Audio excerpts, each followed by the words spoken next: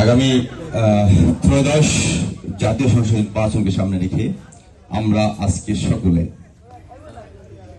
মোড়ল সমাজের সকলকে সহ মত বিনিময় অনুষ্ঠানে উপস্থিত হয়েছি প্রয়াত চাচা জনাব নুরুজ্জামান মোড়লের বাড়িতে। আজকে প্রায় ঘন্টা দুয়েক পার হলো, সকলে কথা বলছি, আমি শুনছিলাম।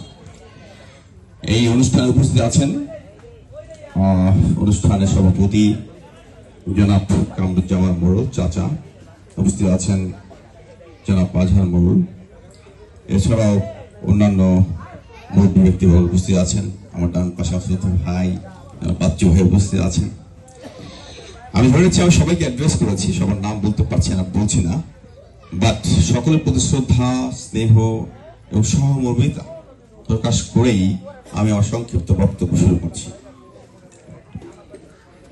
মূলত আজকের এই বক্তব্যকে অনুষ্ঠানকে নির্বাচনী বক্তব্য বলা ঠিক হবে না, নির্বাচনের সামনে রেখে একটা আলোচনা সভা কিংবা আমাদের কণ্ঠকে, আমাদের ইচ্ছাকে একত্রিত করার জন্য একটা প্রচেষ্টা মাত্র।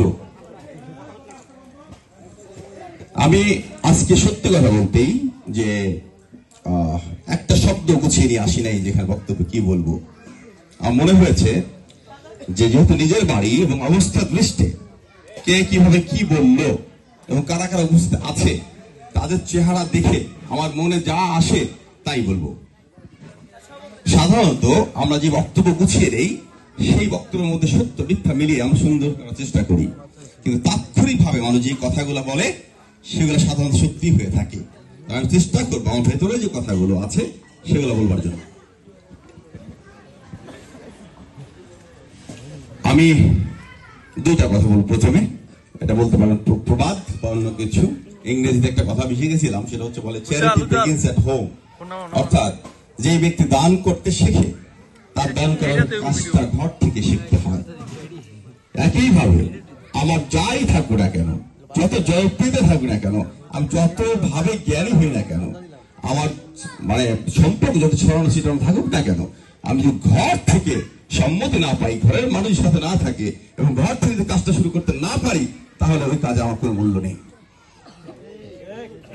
তার মানে আমার নেতৃত্ব, আমার কর্মকাণ্ড সূচনা হইতে হবে ঘর থেকে। এটি আমার ঘর, মোর ফ্যামিলি আমার ঘর, আমার বাবার ঘর, আমার দাদার ঘর, আমার চাচাদের সবার ঘর। এ কারণেই হয়তো অনেকে অনুমান করতে পেরেছে, আমাকে বিচ্ছিন্ন জিজ্ঞেস করেছে নির্বাচন করবো কিনা, উত্তর দিয়েছি, সুন্দরভাবে চেষ্টা করেছি। কিন্তু সিদ্ধান্ত তৈরির আগে, সমন্বিত ভাবে ঘোষণা দেওয়ার আগে আমার মনে হয়েছে আমি আমার মুরব্বী যারা আছেন আমার বংশে তাদেরকে দিয়ে আমি ঘোষণা দেওয়া, তারা যদি আমার ঘোষণা দেয় তাদের শব্দ বাক্য উচ্চারণ আমি বুঝে ফেলবো যে আসলে আমার নির্বাচনের প্রতি উৎসাহ থাকা উচিত কিনা, আমার এগিয়ে যাওয়া উচিত কিনা। কাজটা আমি সর্বসম্মতি করি, যেটা বুঝতে পেরেছি আমার চাচারা আসলেই চাচ্ছেন যে আমরা যে সুযোগ আল্লাহ তাআলা সামনে দিয়েছেন এই সুযোগটাকে আমরা গ্রহণ করি। মানব সেবা করার অভ্যাস, সমাজ সেবা করার অভ্যাস আমাদের গোষ্ঠীর অনেকের অনেকভাবে অনেক দিন আগে থেকে ছিল। আমাদের আসলে রক্তেই তো প্রবাহিত হচ্ছে সমাজ সেবার কাজ। সেই জায়গাটা থেকে দূরে সরার সুযোগ আমার হয় নাই বিধায়ী, ইভেন অবসরপ্রাপ্ত হয়েও আমি সেই কাজটা থেকে দূরে সরে যেতে পারি নাই। আমি সমাজ সেবার কাজ শুরু করেছি আজকে থেকে নয়, আপনারা হয়তো জানেন, ইতিমধ্যে দুইজন বলেছে, অনেক আবেগী হয়ে বলেছে, আমি অবশ্য ভুলেই গেছিলাম। আমাকে অনেকে অনেক ভাবে বলে যে আপনি আমার জন্য এটা করেছিলেন, শরীয়তপুরে মানুষজন বলে, শরীয়তপুরের বাইরের মানুষজন বলে। আমি আসলে মনে করতে পারি না, তারপর তারা যখন বলে ধীরে ধীরে মনে পড়ে। কারণ আমি কখনো সেবাটা দেওয়ার চেষ্টা করেছি কিছু প্রাপ্তির জন্য না, আমি সেবাটা দেওয়ার চেষ্টা করেছি শুধুমাত্র সেবা হিসেবেই। এবং এখানে আমার স্বার্থ আছে, স্বার্থ কোনটা? মানুষের জন্য কাজ করতে ভালো লাগে, এই যে ভালো লাগাটা, এটা এক ধরনের স্বার্থ। অন্তরের শান্তিটা কি স্বার্থ নয়? স্বার্থ, এটা সবচেয়ে বড় স্বার্থ। আপনি ভালো খাবার খান, আপনি ভালো পোশাক পরেন, আপনি ছেলেমেয়ের চাহিদা পূরণ করেন, এদিকে আপনি শান্তি পান না? তার মানে এটা স্বার্থ। তো স্বার্থবিহীন আসলে পৃথিবীতে কিছুই নাই। আপনি মহান আল্লাহ তাআলার ইবাদত ঠিক মতো না করেন, উনি তো আপনাকে ভালো বান্দা বলবেন না। আপনি তো ওটাকে স্বার্থ মনে করেন, স্বার্থ, আর যদি মনে করেন আমাদের কর্তব্য সৃষ্টি করতে পারি, সেটা আমাদের কর্তব্য। একইভাবে আজকে আমরা জাতীয় সংসদ নির্বাচনে নিজেদের প্রার্থনা যাচাই দাঁড় করাবো, এটা আজকে নতুন না। আপনাদের মনে আছে কিনা, গত বছর যখন নির্বাচনটা হয়, দ্বাদশ জাতীয় সংসদ নির্বাচন, তখন ধরেই নিয়েছিল সবাই যে আমি স্বতন্ত্র নির্বাচন করব। আসলে আমার চাকরি জীবনে বলেন, চাকরি পরবর্তী জীবনে বলেন, আমি উজান বাইতে ভালো লাগে। মানে শোনা কথা হচ্ছে, হ্যালো হ্যালো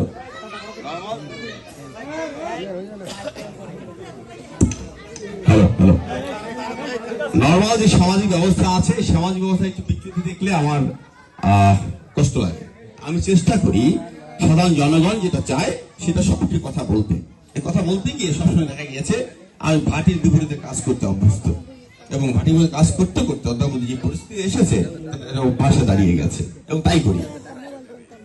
এমন হয়েছে আজ থেকে পূর্ববর্তী 5-7 বছরের মধ্যে বা 10 বছরের মধ্যে আমাদের সম্মানিত এমপি সাহেব নিশ্চয় ক্যান্ডিডেট ছিল, তারা চিন্তা করেছিলেন যে ওই ইউনিয়নে একজন মাত্র প্রার্থী থাকবে, অন্য কোনো প্রার্থী হতে দেবে না। তখন অন্যান্য সাহসী 2-1 প্রার্থী আমার স্বর্ণপন্ন হলে আমি তাদেরকে বলেছি, আপনি আসলে নির্বাচন করতে চান কিনা, করতে চায়, আমি তাকে নির্বাচনটা করাতে সাহায্য করেছি, এবং নির্বাচন শেষ করে তারপর বাড়িতে ঢাকা গিয়েছি। আমি ঝুঁকি নিয়েছি মানুষের জন্য, ঝুঁকি নেওয়ার অভ্যাস। আমি রিস্ক টেকার, আমি ঝুঁকি নেই, ঝুঁকি নেওয়া ভালো লাগে। আর এমন একটা পরিবারে জন্মগ্রহণ করেছি যারা প্রতিশ্রুতি, অর্থ কম থাকতে পারে, বৃত্ত কম থাকতে পারে, কিন্তু প্রতিশ্রুতি একবার দিলে সেই জায়গা থেকে আমরা সরে যাই না। আমার বাড়ে যেটা নাই সেটাকে আমি কিভাবে পাশে আনবো। আমি কখনোই আমি প্রতিশ্রুতি সেখানে সরি না। যদি ভুলে যায় বিষয়টা আলাদা, যদি ব্যর্থ হয় প্রাকৃতিক কোনো কারণে কিংবা ভৌতিক কোনো কারণে বিষয়টা আলাদা, সাধারণত সরি নাই। আমার মনে হয় আমার এই কথার মধ্য দিয়ে যারা প্রশ্ন করেছেন পিছিয়ে যাবে কিনা সেই উত্তরটা পেয়েছেন। পিছিয়ে যাওয়ার কি কারণ থাকতে পারে, একটা কারণ যদি আপনারা দেখাতে পারেন, কিংবা ঐতিহাসিক ভাবে আমি যদি কোনো দিন পিছিয়ে থাকি কোনো কাজে, বলতে পারেন যে ওই কাজে তা পিছিয়ে গিয়েছিলেন, আজকে পিছিয়ে যেতে পারেন এমন একটা ভয় আমাদের মধ্যে আছে। কেউ বলতে পারবেন না আই থিঙ্ক। কিন্তু কেন বলতেছেন আজকে এই কথা বলতেছেন? কারণ সামাজিক ব্যবস্থায় এইরকম জোর করে বসিয়ে দেওয়া হয়, জোর করে চাপিয়ে দেওয়া হয় যাতে দাঁড়াতে না পারে। কিন্তু জোর কি সবার উপরে খাটে? সবার উপরে খাটে? সবার উপরে খাটে না বলেই তো আমাদের অবস্থা সমাজে। আমার মতো মানুষগুলো কেন কথা বলে যে আসলে জোর করে চাপিয়ে দিবেন না, যদি কিছু নিতে চান ভালোবাসা দিয়ে চলে যান। ভালোবাসা দিলে অনেক কিছু পাওয়া যায়। মানুষের মন জয় করতে হবে, মানুষের হৃদয়কে জয় করতে হবে। আমরা শিখেছি, আমি মনে হতে পারে রাজনীতিতে অল্প সময়ের জন্য এসেছি, কিন্তু আসলে কি আমি অল্প সময়ের জন্য? আমি হতে পারে প্রত্যক্ষভাবে 4-5 বছর রাজনীতি, পরোক্ষভাবে বাচ্চা তারা সব রাজনীতি করছে দেশে। আমাদের ঐতিহাসিকভাবে সামাজিকতা রাজনীতির সাথে জড়িত। অতএব আমি জন্মগ্রহণ করার পরে দেখেছি মানুষ কিনে চলাফেরা করা হচ্ছে, হাজার হাজার মানুষ আমাদের বাড়িতে আসে যায়, তারা আমাদের বাড়িতে রান্না বান্না হচ্ছে, মানুষজন খাওয়া দাওয়া করতেছে, মানুষকে হাসি মুখে স্বাগত বলা হয়, হাসি মুখে বিদায় জানানো হয়। সেখানে যাদের রক্তের মধ্যে রাজনীতি রয়েছে সেখানে তাকে নতুন রাজনীতিবিদ বলা যাবে না। এছাড়াও জাজিরা পালানোর ইতিহাসে পরোক্ষভাবে আমি পেছন থেকে অনেক রাজনীতিবিদদের সাথে কাজ করেছি, রাষ্ট্রীয়ভাবে অনেক রাজনীতিবিদদের সাথে চলাফেরার সুযোগ আমার হয়েছে। আল্লাহর ইচ্ছায় তো অনেক কিছু পেয়েছে, ভালো বংশ জন্মগ্রহণ করেছি, আর ভালো একটা বাবা ছেলে শিক্ষিত, পড়াশোনা যখন করেছে তখন জাজিরা মনে হয় আমার সময়ে শরীয়তপুরের বেস্ট সর্বোচ্চ রেজাল্ট আমারই হয়েছে। আমাকে বুদ্ধি ছিল সেরকম একটা ক্রেস্ট আমাকে দেওয়া হয় মাঝে মধ্যে। ঢাকাতে পড়াশোনা করেছি, সেখানে চমৎকার রেজাল্ট করেছি। সেনাবাহিনীতে গেছি, আমি সেনাবাহিনীতে অঙ্গ চাকরি করেছি, অনেকে আমাকে অনেকভাবে ভালো হয়েছে। যেখানে গিয়েছি সেখানে সম্পর্ক তৈরি করেছি, অনেক উচ্চতম জায়গায় গিয়ে অনেক সাথে সৌহার্দ্য বিনিময় করেছি, স্নেহ করেন। একটা মানুষের পক্ষে জীবনে কি চায়, অনেক কিছুই পেয়ে গেছি জীবনে। এরপরে মনে হয়েছে আমাদের অবহেলিত জাজিরা পালনের জন্য কিছু করা যায় কিনা। সময় সুযোগ সব সময় আসে না, সুযোগের সন্ধান অপেক্ষা মানুষ বসে থাকে। এই সুযোগ আমরা নেতিবাচক ভাবে না, ইতিবাচক ভাবে ব্যবহার করছি। এই সুযোগটা আমার একার না, এই সুযোগটা সকলের। আমরা যদি এই কাজটি করতে যাই, অর্থাৎ প্রার্থীর যাচাই করতে যাই, সিদ্ধান্ত তো হয়ে গেছে, অর্থাৎ করবো, এই কাজ কি আমাদের একার হবে? শুধুমাত্র একটা বংশ, একটা সমাজ কি কাজ শেষ করতে পারবে? তার মানে কি হচ্ছে, আজকে সিদ্ধান্তের পর থেকে আপনাদের উচিত হবে অ্যাম্বাসেডর বা দূত হিসেবে, নব সমাজের দূত হিসেবে প্রত্যেককে ছড়িয়ে ছিড়ে পড়তে হবে। প্রথমে যেতে হবে কোথায়? আপনাকে পুরো নাড়ুয়া মানুষের মন জয় করতে হবে কথাবার্তার মধ্য দিয়ে, যে ভাই আমরা একটা সুযোগ পেয়েছি, আমরা করতে চাই। তোমাদের মধ্যে যদি কেউ করতে চায় বলো, নাহলে আমাদের মধ্যে যদি করতে চায় আমরা করাতে চাই, তোমার সঙ্গে থাকো, সহযোগিতা করো। সবকিছু সহযোগিতা আশা করি। তারা কি না করবে? সবাই বসে আছে কিন্তু হ্যাঁ বলার জন্য। আপনার সুন্দর করে প্রস্তাবনা দেন, তারা বলবেন ইয়েস, সঙ্গে আছি। একইভাবে আপনার পূর্ব নাড়ুয়ার প্রত্যেকটা বংশের কাছে যাবেন। ইতিমধ্যে তো আমার সকলের সাথে একটা সৌহৃদ আছে। আমি কিন্তু সত্যি কথা বলতে, আমার এখানে বংশ এখানে বসবাস করে, কিন্তু তারপরেও আমি কিন্তু কারোর সাথে খারাপ সম্পর্ক তৈরি করি নাই। আমি কখনোই বলি নাই মোড়ল গোষ্ঠী আমার, মোড়ল গোষ্ঠীর আমার স্বার্থ দেখতে হবে আগে, এটা কোনো বংশ বলতে পারবে না। আমি সবসময় বলেছি পূর্ব নাড়ুয়া যদি আমি একটা গোষ্ঠী ধরি, এটি আমার গোষ্ঠী, বলেছি না, সবসময় বলেছি। অর্থাৎ সেই যে বলেছি সেই কথা তাদের মধ্যে এখনো রয়ে গেছে, তারা আমাকে আলাদা করে বিভক্ত করে না। আজকে মূল বংশ যেমন আমাকে মনে করে আমি তাদের সন্তান, একইভাবে ওই সকল বংশ আমাকে ওইভাবে গ্রহণ করে, ভালোবাসে, স্নেহ করে, যে না রাসেলের কাছ থেকে ন্যায্য কাজ, ন্যায্য কথাবার্তা আশা করা যায়। আমি সেদিন বলেছি ভাইকে, আফসার ভাইকে বলেছি, ভাই আপনার সাথে সমস্যা হচ্ছে, আপনাকে স্যাক্রিফাইস করতে হবে, আপনি যা বলি সেটা করেন। সঙ্গে সঙ্গে বলছে ঠিক আছে। কার জন্য বলেছি? মানুষের জন্য। না বলতে না পারে যে দেখো নিজের ভাইকে সে কথা বলে শোনে না, হ্যাঁ, তাহলে সে কিভাবে যাইয়া ভালো করতে চায়, বলতে পারে না। এই কারণে কথাটা বলতে হয়েছে। এরকম আমাদেরকে স্যাক্রিফাইস করতে হবে কাদের জন্য? মানুষের জন্য। আমাদের এমনি বড় আছি, বড় হতে চাচ্ছি, যারা বড় হতে চায় তাদেরকে স্যাক্রিফাইস বেশি করতে হবে না? এখানে আপনারা যারা আছেন, আমি কাকা একটা জিনিস আশা করবো, সেটা হচ্ছে যে এই সভা শেষে বা পরবর্তী দিনগুলোতে আপনারা বিভিন্ন গোষ্ঠীর আত্মীয় স্বজন আছে, সব জায়গায় যাবেন। আমাকে যেখানে ডাকবেন আমি চলে আসবো। যাবেন কি প্রস্তাব দিয়ে যাবেন, সামাজিক ভাবে যাবেন, যাতে তারাও সম্মানিত বোধ করে যে আমাদেরকে অনুরোধ করেছে, সামাজিক ভাবে এসে রিকোয়েস্ট করেছে, এবং আমরা সে অনুযায়ী তাদের সাথে একই উপহারে যুক্ত হয়েছি। এইভাবে যখন পূর্ব নাড়ুয়া সবাইকে আপনি সাথে নিতে পারলেন, তারপরে আপনি অবশ্যই পশ্চিম নাড়ুয়ার প্রতি আপনার অধিকার আছে। বিকজ আপনারা জন্মগ্রহণ করেছেন অবিভক্ত নাড়ুয়াতে। আর বলতে হয় যে আমরা তো অবিভক্ত নাড়ুয়া জন্মগ্রহণ করেছি, এখন নাড়ুয়া দুই ভাগে বিভক্ত হয়েছে, এখন পূর্ব নাড়ুয়া পশ্চিম নাড়ুয়া হয়েছে, তাই না? তো সেই অধিকারটা আপনাদের আছে, এবং তারাও এটা দেবার জন্য বসে আছে, যদি আপনি সুন্দরভাবে প্রস্তাবনা দিতে পারেন। যখন পূর্ব নাড়ুয়া পশ্চিম নাড়ুয়া একান্ন করতে হবে, তারপরে কিন্তু আপনার কাজ সেখানে 50% শেষ। এরপর আপনার চলতে হবে দক্ষিণ দিকে। আপনি চান সাথে আপনার যে পূর্ব দিকে কাছুরিয়া পর্যন্ত আছে, পালেচর পর্যন্ত আছে, সেটাও সাথে নিতে পারেন। মূলত রাজনৈতিক ইতিহাস যদি চিন্তা করেন, তাহলে নাওরেওয়া এবং পালেচর কাছুরিয়া থেকে হচ্ছে রাজনীতি যাত্রা শুরু হয় দক্ষিণবঙ্গে। এটা মনে রাখতে হবে। আপনার আরো বেশি আনন্দিত হবে যে আমি একটা প্রতিষ্ঠান করার সুযোগ পেয়েছি ফাউন্ডার প্রেসিডেন্ট হিসেবে। সেটা করছি কোথায়? পালেচরে। পালেচরের সবচেয়ে অবহেলিত মধ্যভক্ত জায়গাটা কাছুরিয়া, সেখানে আমরা ভরাট করে এই সাহস নিয়ে আমরা এখানে প্রতিষ্ঠান করেছি। এই কথার মধ্যে দিয়ে ওই উত্তরটা চলে আসবে যিনি বাঁধের কথা বলেছেন। কি যেন বলছে? বাঁধের কথা, বাঁধ নির্মাণ করার ব্যাপারে সহযোগিতা করার জন্য। বাঁধ নির্মাণ এটা তো একটা রাষ্ট্রীয় কাজ, রাষ্ট্র সিদ্ধান্ত নিয়েছে। রাষ্ট্র যদি কোনো সিদ্ধান্ত নিয়ে থাকে, তাহলে সেটা আদায় করার অধিকার কার? সেই অধিকার আদায় কে করবে? জনপ্রতিনিধি করবে। যেহেতু আমি সম্পূর্ণরূপে জানি পদ্ধতিটা কি, এবং কথা বলার মতো বাক শক্তি আল্লাহ তাআলা দিয়েছেন, বুঝলে সময় দিয়েছেন, তাহলে আমি কেন বলতে পারবো না? আমাকে তো খুব বেশি খরচ যাবে সেটার জন্য। শুধুমাত্র কথা বলে আদায় করে নিয়ে আসতে হবে।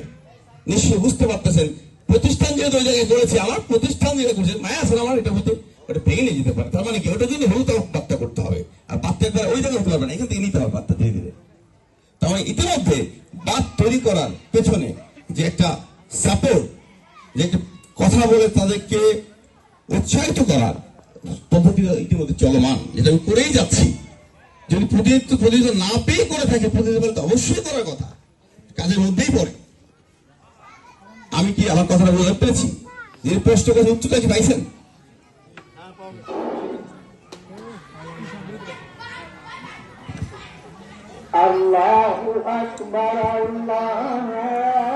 উত্তর হচ্ছে না। পিছিয়ে যাবে কিনা? উত্তর হচ্ছে না।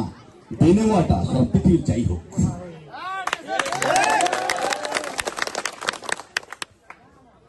বলেছি প্রাকৃতিক এবং ভৌতিক, ন্যাচারাল এন্ড আর্টিফিশিয়াল। মনে করেন আমার কেউ মেয়ে ফেললো, তাহলে আমি করতে পারবো না, পারবো? তো আমাকে কেউ ধীরে ধীরে আহত করে ফেললো, আমি তো তোমায় চলে গেলাম, পারবো? আচ্ছা, তারপরে আমরা ঝড় আসলো, কাজ পড়ে গেল আমার উপরে। ঝড় আসলে এমন করে ঝড়, যে ঝড়ের কারণে আসলে করা যায় না, বিষয়টা আলাদা আমি বলেছি। এছাড়া তখন আপনারাই বলবেন যে না আসলে এবার কিছু করার নেই ওনার। এছাড়া মনে হয় সজ্ঞানে সচিত্ত আমার মনে হয় না এখান থেকে পিছনে উচিত অনুচিত কাজটা আমার করা ঠিক হবে না। সারা জীবন মানুষ তো আমাকে ধিক্কার দেবে, ধিক্কার নিয়ে গেছে যে বাকি জীবনটা পার করবো, হইতে পারে যেখানে ইজ্জতের জন্য তো লড়াই আমরা করি। হ্যাঁ, সম্পদ এবং সম্মান এটা গুরুত্বপূর্ণ, তো মহান আল্লাহর পক্ষ থেকে আসে, আবার আল্লাহ সিনে নিয়ে চলে যান। আল্লাহ যদি আমার সম্মানের পথ দেখিয়ে থাকেন আর শুধু যদি না যায় আমার চলে আসি, কিন্তু আগে করে সম্মানিত করবেন না। অর্থাৎ আমি সম্মানিত হতে চাই, আমার সম্মানিত মানে হচ্ছে আমাদের সকলেই সম্মানিত হয়, আমার একটা কিছু না, আপনার সকল সম্মানিত হয়। আমরা আজকে কথা বাড়াবো না, এখন আমি রিকোয়েস্ট করবো কাকার এখানে আছেন যে আমাদের পূর্বনারূপাকে সকলকে অনুরোধ করার জন্য, আমাদের প্ল্যাটফর্মে নিয়ে আসার জন্য, তাদেরকে নির্বাচন করার জন্য যা কিছু প্রয়োজন যেভাবে কথা বলা হয়েছে সেভাবে কথা বলবেন। কারণ আপনার ভঙ্গিমা জানেন, আমি তার সেটা জানি না। গ্রামের আমি কথা বলতে পারবো, আমাদের নিয়ে গেলে আমি তাদেরকে রিকোয়েস্ট করতে পারবো, কিন্তু এদের কার কোন ভঙ্গিমায় কথা বলে তাদেরকে পেয়ে যাবেন এটা আপনারা বুঝবেন, আমি তো বুঝবো না। দায়িত্ব হচ্ছে আপনাদের কাকা। আমি আমি মুখপাত্র মাত্র, যে আমাদের ভাতি যাবে যোগ্য মানুষ, ওরে আমরা সামনে দিয়ে কাজটা করতে চাই, এই হচ্ছে আপনাদের মনোভূতি থাকবে।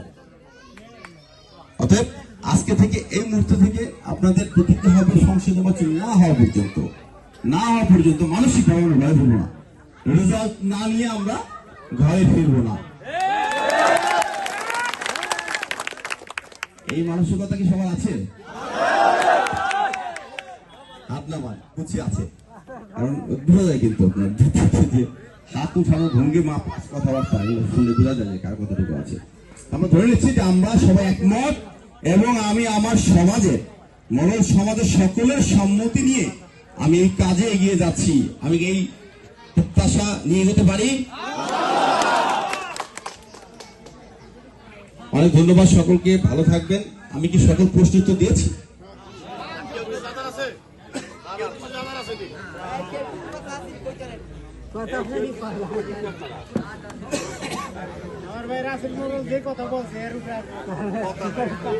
চেষ্টা করছি। ঠিক আছে, ভালো থাকবেন সবাই, দোয়া করবেন, সকলের সমাজে দোয়া করবেন, এবং আমাদের এই সেশনের পর থেকে সবাই টঙ্গাঙ্গি ভাবে চলবেন, কিচ্ছু না। আপনার যদি ধরেন প্রতিবেশীর আপনার সীমানা নিয়ে সংক্রান্ত ঝামেলা থাকে, এক হাত জমি গেলে কি হবে বলেন, কি হবে কি বলতে পারবেন? ধরেন এক হাত নাই মনে করলেন, আপনি এক হাত কমই পেয়েছেন বাবার কালে, কি হবে? এই যুদ্ধ বিগ্রহ করে কোনো লাভ নেই। আমি অনেক ভেঙে দিচ্ছি। আপনার সমস্যা কথা জানেন? সমস্যা ভূমিতে নয়, সমস্যা হচ্ছে মনে যদি মানা নিতে পারে কেউ, তাহলে কোনো সমস্যা নেই। অতএব কম খেয়ে যে থ্যাঙ্কফুল থাকতে পারবে, আল্লাহকে ধন্যবাদ দিতে পারবে, তার মধ্যে শান্তি। আপনি যদি অনেক খাইলেন কিন্তু ধন্যবাদ দিতে পারলেন না, শান্তি পেলেন না, লাভ কি?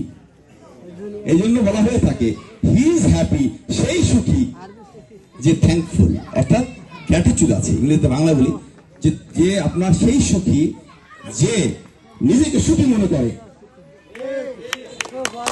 আমরা সেই সুখটাই চাই, সেই সুখটাই নিশ্চিত করবো, সেই শান্তি নিশ্চিত করবো এলাকা, ইনশাআল্লাহ। ধন্যবাদ সবাই, আসসালামু আলাইকুম। অনেকে বলে যেখানে পর্যন্ত আমরা ভোট চেয়ে প্রস্তাবনা নিয়ে গিয়েছি আমার জন্য বা আমাদের জন্য, কেউ কখনো না বলে হাসি মুখে বলে ওনার জন্য ঠিক আছে। তার মানে কি? আমি তাদের বলি এই জিনিসগুলো যে তোমরা দেখতে পাচ্ছ, এর নিশ্চয়ই তোমরা তৈরি করো নাই, আমাদের দীর্ঘদিনের সকলের কর্মকাণ্ডের ইতিহাস। একটু করে জোগাড় করতে করতে এই জায়গাটা এসেছে। শামীম মোড়ল একটা কথা বলতেছিল যে